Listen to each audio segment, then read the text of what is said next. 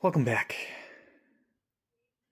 So I've been spending some serious time behind the controls. Let me turn this off actually.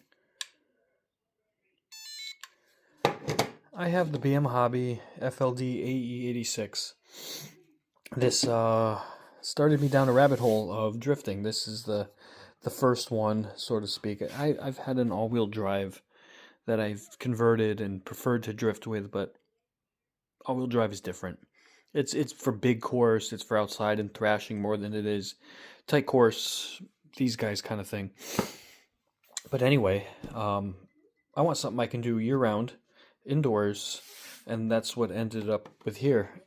My motorized desk I have here in my workshop side of the basement is almost the perfect size for these guys. I've been practicing for the last 40 minutes with both cars, and I'm quite impressed. Other than having to flinch, kegel, and clench and not, I kept skidding off the edge quite a few times, and I should have recorded it. It was fun, but the second I record, that's when shit goes wrong, so I left it alone.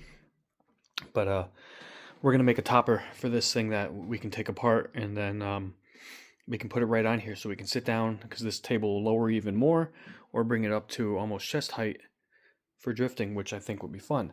But I kind of want to talk about the comparison between these two cars, and as my skills have progressed, it has made it easier for me to be able to talk about one over the other. And I love them both. They drift significantly good once you get the hang of it.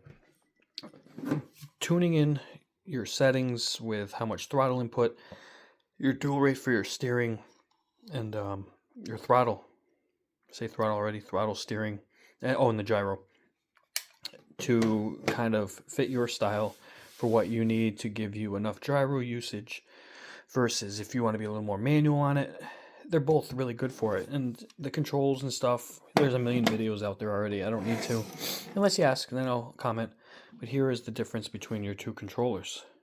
And I never really noticed the size before, to be honest. Giggity. That goes with that one, and that one goes with the S13. They both have pros and cons, I guess. Definitely the smaller form factor, more like a pistol grip, I think fits a little bit better. Both gorgeous remotes. It would be cool to be able to take them off and 3D print something and make something. I do like the look of this one better. That doesn't matter. But one thing I think stands out that I wish the new one had was the cover protecting all of your buttons. I think they cut it out for the form factor. Probably save a couple bucks. But it's still good. I mean, this thing's not really going to fall out of your hand. And I suppose you could probably make something. Oh, it does. It has a lanyard hole right there if you really wanted to. But it's a lot lighter. It's a lot lighter than this guy. This feels more like a traditional remote, and that one, like I said, fits better in the hand. But that's not the conversation. I started off with this one because I have driven this one more lately than I did after modifying and messing with this one.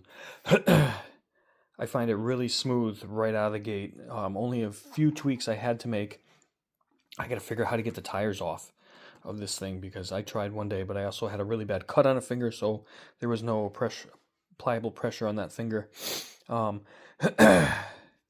It's just so dialed in.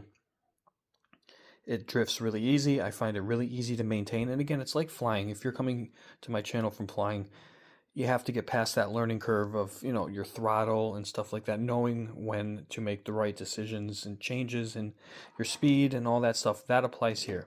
Once you get past that, it starts to click, and then it starts to make sense. And if you've ever really drifted, either in the snow or whatever in a car, you kind of understand the mechanics of if the ascent kicks out faster, you need to turn it faster versus... Anyway, I had a hard time. I thought it was going to be... I'm like, I drove this, and I'm going to go over that, and I'm like, the old car, blah, blah, blah. It's right there. I found it really easy. So I ended up taking this one down to the floor. That's why the tires are a lot dirtier. And I sat down on the floor here and was doing figure eights around this thing. And then around here, being able to, at a decent speed, keep that angle all the way around. And then I just started weaving through here with no problems. I mean, it's just, again, a lot of stick time. So it makes the world of difference. I find them very comparable. I would say just because I think the new gyro, if I had to choose one just because of the gyro, that one seems just a little bit smoother, less correction. And again, I guess that applies to the big stuff when you go to higher end gyros versus stock and stuff like that. But I do really like how the gyro responds on this one, and how, like I said, I didn't have to correct or overcorrect, whatever I wanted, it kind of set itself up in a nice line, and it was just minimal tweaks. This one just a little bit more. And again, I could say one has more throttle than the other, but that you can tune how much it has in the controllers. I think I just have that one with a little bit more kick to it, so it has a little more top end than I had that one set. But I mean, that's just hearsay. The motors are, I believe, the same KV, because I'm pretty sure it's the same motor. It's just wrapped in fancy stuff. I have an extra one, which is cool.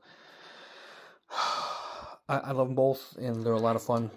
And I can't say that enough. If you're looking for, a good hobby to get into, and it's a good starting point, because depending on where you have to ship it to, under $150. And in my case, because I didn't get a battery, that was $100.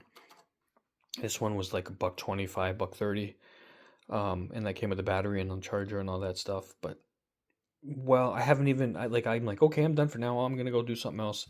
Haven't actually discharged the battery fully, so they last well plus 15 minutes at least. Because I've been rocking these guys that have been sitting for a while for 10 minutes, and I've had no issues. You can 3D print cool things. These are actually made for the bigger cars. That I had just left one on the desk because I didn't put magnets on it, because I stick them under the desk, and then I move them down on the so they click right here on the low part. But I have to raise the desk back up to the skinnier, so it'll allow it. So for now, it's just up out of the way. But you can 3D print these, and you can shrink the size of them down and make the little ones. But these work great on the table, so I can practice coming in and then keeping, your entry point and your angle all the way around, and then doing figure eights, then coming in and just clicking the ball. And you can print this in TPU. I would definitely, I'm going to try this in TPU so it's softer. So if you had a really fancy body and you didn't want to keep dinging it up, because it is hard, and if you were doing bigger cars, you would definitely start denting it. But again, it's very minimal that I think I would pick over these two, and I probably could find this gyro for that. That might be down the road, but all I'm waiting for this one is the light kit to do the headlights and the taillights on this guy. And I think that would be awesome. I ended up taking out everything on this one. I loved how it looked, but because I was such a nutcase for wanting to lower and mess with it, that it was sitting right here with all of the servos and stuff, and it hits everything here, so I couldn't get the body to sit where I wanted. This one, again, it's not going to have all those servos. It's just going to be power, so I won't have to worry any of that. But that's my basher for now, and that's kind of like the fancy one. Like I said, I'm going to switch out, try to take these off and get the tires off them. I have other rims. I'm going to print some, see what I can come up with. There is a significant difference in tires. Out of all the reviews I've watched, and I've watched every one as far as I know, no one ever noticed that these tires are significantly thicker than the ones that come on the first one. And again, I think that might be just because of the way the body is and getting them to poke out a little more. So I'm going to try print some rims once I'm done with this and come up with some kind of vinyl scheme or something like that to put on here to make it just pop a little bit more. But these things are awesome. So if you're on the fence, I highly recommend it. They're everywhere. Just type in the BLD, FLD. You got the AE86 or the S13. And I think that's it. Go have some fun and go drifting.